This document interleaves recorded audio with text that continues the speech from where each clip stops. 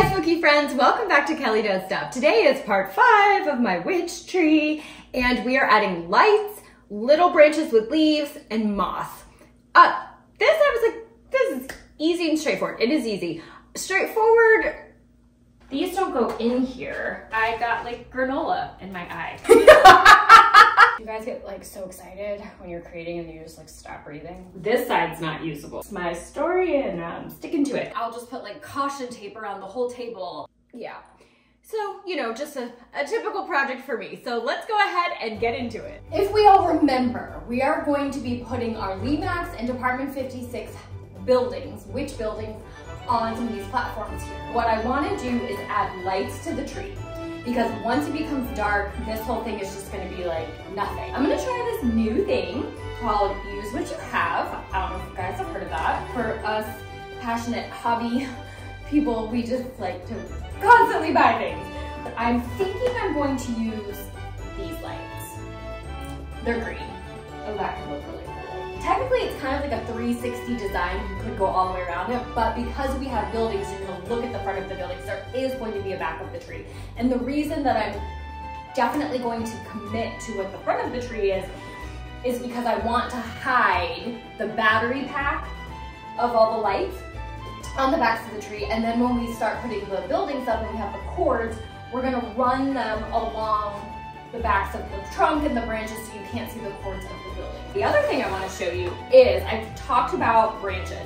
Now, last fall Halloween time, I got these at Michael's, and I just think they are fantastic. Spectacular, some might say. They are, I'm sure they're Ashland, right? Yes, they're Ashland. I will come in close and show you these. The great thing about these is what I'm thinking is because it's wire, we can pull each of them apart. So each one of these will become its own branch, right? We can twist them off or use your little clippers here. And then because it's got that wire and this is foam, I think we're just gonna like stick them in to the foam. So this will give us 1, 2, 3, 4, 5, 6. I think I'm gonna be able to get like 6 separate branches, like the mini branches, right? Like these aren't huge. And if you are curious, these cost $17, which I always think is a lot, but you know, I'll wait until these are on sale. If you've got your Michael's coupons, if you've got your rewards points, it's less than $17. But even if this was $17 for like 6 branches, it's not bad, but you can definitely get these for less. Now, if you're watching this in real time, it is June. I have not seen this in Michael's yet. I'm hearing rumors that they're putting Halloween stuff out sooner and sooner. My Michael's doesn't have that. We've still got fall and summer stuff. I really hope that they come back with these specific things because they're like a greenish black, and for a spooky tree, I think they're perfect. Now, I got this. It also comes in this like garland-y thing, and I was like, what am I gonna do with that? But you know what, the wire situation is still the same. So I think we can cut this, we can put it at the bottom. I don't know, this is going to be fun to just play around. All right, let's light this tree up. So because these lights are wire, you can bend and manipulate them to any shape that you need to fit around your tree. And for some extra stability to make sure those wires aren't sticking out all wonky, you can use some floral picks. Now, I don't know a lot about floral picks. I've only ever seen them in one size, and that size is too big. So I am cutting up some paper clips here, and shout out to my husband for this idea. He showed me this on a previous project when I was lamenting that my floral picks were too big. My original idea with the lights was this was going to be a pretty fast process. I was just gonna wrap them around the trunk and the branches super fast and move on to those little twig leafy branches. But the very first thing I did with that very first string of light was stick it into the foam to kind of secure it in place while I was winding it, and the little light on the end of that string lit up the foam from the inside out. So then I was like, oh, we can do lots of cool things with these lights. And so then I spent a whole lot of time being very particular about where each individual light was going to go. And then I got more obsessive the longer I worked on the tree and went down the tree and ended up having to order more lights. So my point to this is you can spend as little or as much time as you want.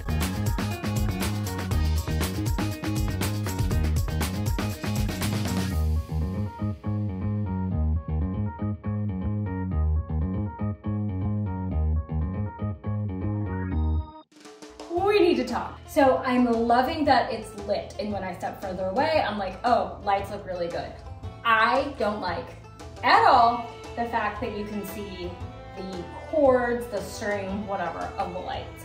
I'm trying to trust that once we start putting the other branches and such in here, that it's gonna look good. Faith is fading real fast here. When we've got, you know, this in here, remember that the ultimate display of this is when the lights are off, because it's Halloween, so you're gonna light up your village at night, and maybe you won't care that the cords are there. I know. I had this crazy tree in my yard. It's an oak tree with this other bananas plant on it. So let's pretend, I'll show it to you. Let's pretend that this tree is kind of like that. I am going to attach bits of, you know, the moss and that type of stuff. So there will be more things that are gonna go on the tree. And so I think when it's all done, it's just gonna be like dazzling. But right now, super hate. I'm like, I don't like that you can see all of that. That's my confession. This was good talk. I like that we're gonna try to go with it. We had this vision. It's gonna be great. Since I knew I was going to run out of lights, I continued to just put all the lights I had on the front of the tree, so that way I could go in and start adding the branches and really start to get a sense of what this was going to look like.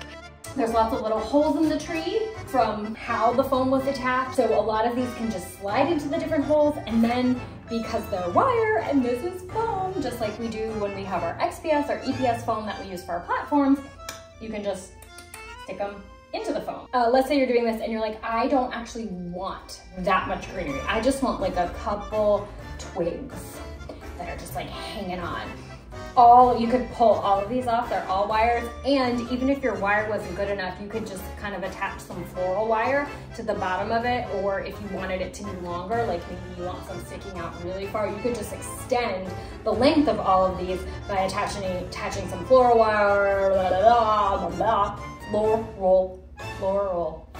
floral wire, and like electric tape or some of this, something, you know. Oh, you just wrap the wire around the wire. You know, you can make it work. You guys get like so excited when you're creating and you just like stop breathing. So I'm gonna go ahead and show you. So this is one of those holes, this area in here. And I'm just gonna stick one in here. And kind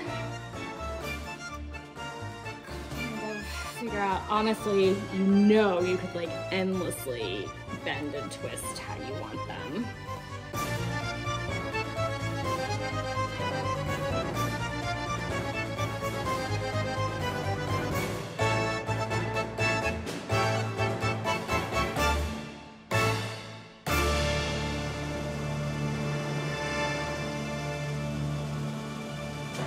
So when I was creating the tree, or going to create the tree, I was thinking about the different materials that I could use. And one of the things that I liked about the pool noodle was that it was foam, so we could attach stuff like this without having to use any sort of adhesive, which is going to give us the flexibility to move things around. Like once I put the platform there, this is probably going to be a little bit in the way. It just allows you like that flexibility to kind of play around and see what you like to do.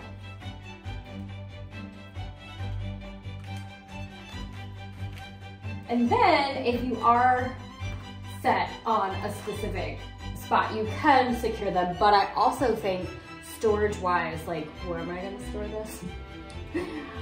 Also, that's a problem for future Kelly. Storage-wise, it'll probably be easier if it doesn't have all this stuff. So if you can just like take them off, store your reviews separate, and then add them each year.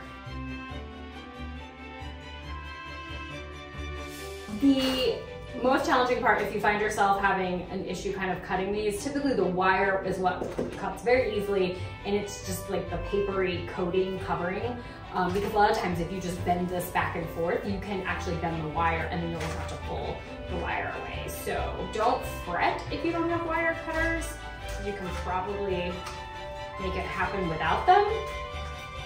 And I really like to put on glasses for this. One time, many years ago, I got a piece of plastic stick in my eye from a package that I opened, and I didn't even know it. For days, my eye would just suddenly start to hurt and water, and I went to the eye doctor. They're like, oh, you're fine, you have nothing. And I'm like, so I just have pain for no reason.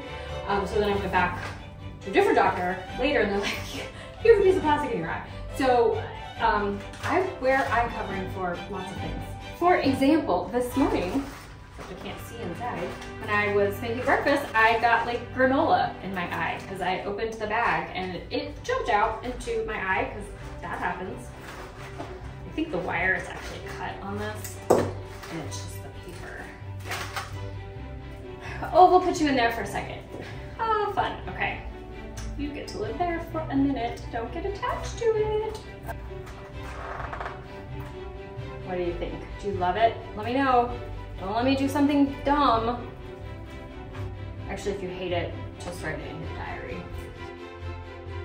Now I know what you guys are wondering. Can I obsess about the placement of the branches as much as I obsess about the placements of the lights? And good news, you definitely can. I added branches, I took them away, I clipped branches off of the bigger branches, and I will probably continue to do this when it is actually time to set the tree up.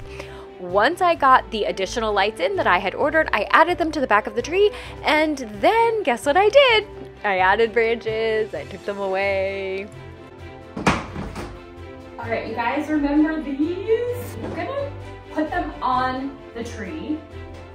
This is a giant one. Okay, it's me. So what happens next is me just realizing the disaster that this tree is. That's kind of an exaggeration, but there's some platform issues and there's really nothing of value. It's just me kind of wondering how everything went so wrong. So if you're not interested in that, skip ahead like 2 minutes and then we'll get back to actually creating and useful things. If I remember correctly, and that's a mighty big if, I was definitely, so these obviously don't go next to each other. Oh, there's no, you guys, it's leaning so much. I don't remember it leaning this much. Something's already gone wrong, you guys. Why is this so, oh, I don't know. I have no idea. I don't know what's happening. These don't go in here. Uh-oh, I feel like we have a problem. Okay, this is leaning horribly, which I knew, and that was such a preventable thing. When I did this, anyway, it's from the construction, the build of the PVC, when I attach like the branches things, it's not that the tree itself is leaning. This is what I'm talking about. When I attached this piece, it should have kind of been a little bit more. What I want to know is, what is this? Why is this like this? Oh, because uh-oh. Can I take this out? Oh, I did a bad thing, you guys. It's not good. Oh no. Why did I do that? This side's not usable. I attached part of, well this is amazing. We're going to go all the way back to part 1. Do some more of these, put these together, ooh, that was loud, and put this in here. This particular one that we worked so hard to hand saw at night, I think we're gonna abandon it. Yeah, we can think about it this one, but we do this.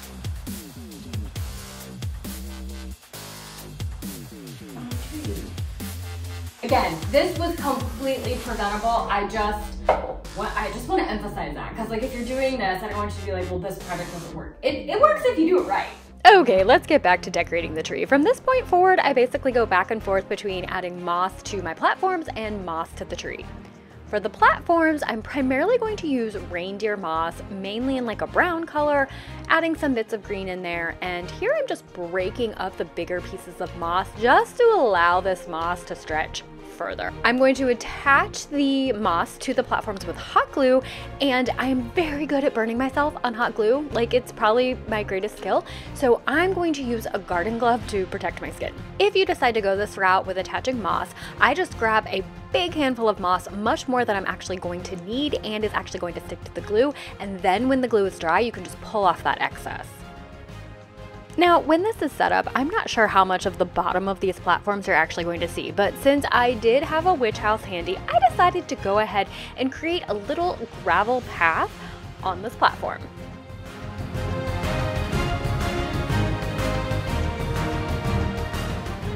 Another thing I like about breaking up the moss is you're left with kind of this gritty sand texture, which can also be a great ground cover. It's pretty smooth and flat, which feels important for me as I add these houses, that they are on a fairly smooth surface. You know, since the whole tree itself is a little bit precarious, don't want to add any extra elements to this. And for this, I'm going to use PVA glue to apply it because that will ensure that smooth application and finished product. If we were to use hot glue, you know how hot glue dries, it's going to be like bumpy and you're going to create like ridges and stuff that you don't want if you're going for smooth.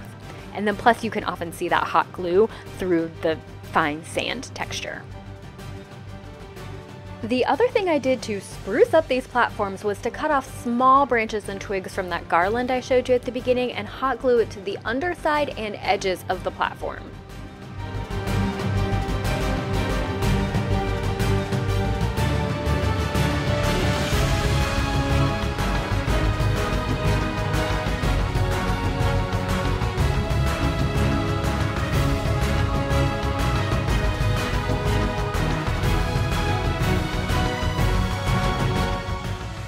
For the tree itself, I'm going to start incorporating some of this spongy moss, and I'm going to add the hot glue directly to the moss, let it cool for a couple of seconds before I put it onto the tree, because that hot glue will eat through that foam.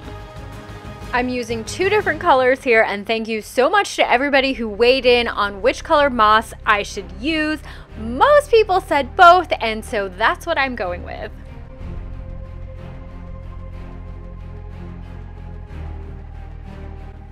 Alright, now originally a platform was going to go on this branch, but it is just way too tilted. So I'm just going to turn it into a spot for more of the twiggy leafy branches, covering up that PVC pipe with some moss, and then we'll stick our branches just down into that pipe. I'm adding a little moss to the roots right now, but I'm gonna wait until the display is fully up and those houses that I'm putting at the roots are in place. Then I'll add additional moss around the houses where I need it. Time to hide some of those battery packs at the back of the tree. I'm going to use this Velcro that I got at the dollar store, attaching a piece to the battery pack and then to the tree. And then the battery packs that are at the roots of the tree, I'm just going to tuck them under the roots.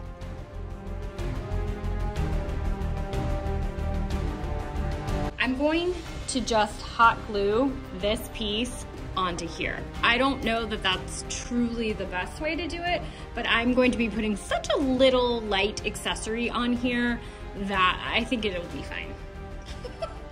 And if it's not, we'll find out. Is it completely flat? Of course not! I forgot to add stuff, the moss under here, so now we get to do this in kind of a reverse way, and I think that it's going to drip a lot. This is a bit frustrating. Let's go ahead and skip to the end of that. We got it covered, and then let's see what it looks like with our little accessory. And believe it or not, friends, that's a wrap. Now, I only had one of the buildings handy that's gonna go on these platforms. The rest of them are in the attic, but I did have a couple of accessories close by, and I just kind of wanted to see what things are gonna start to look like. So I put a couple accessories on there, and I gotta say, I really like it. Let's take a look with the lights on. Okay, the lights are a little bit uneven because I definitely started adding more lights towards the bottom. Those are also the newer lights, so those batteries are fresher. When it is time to actually display this tree, I might add a couple more strands up towards the top. I'll probably put the buildings on first, light those so we can kind of get a sense of the light distribution, and then go from there. That's gonna be it for the witch tree for now. We'll pick it back up when it's time to display it, probably in August.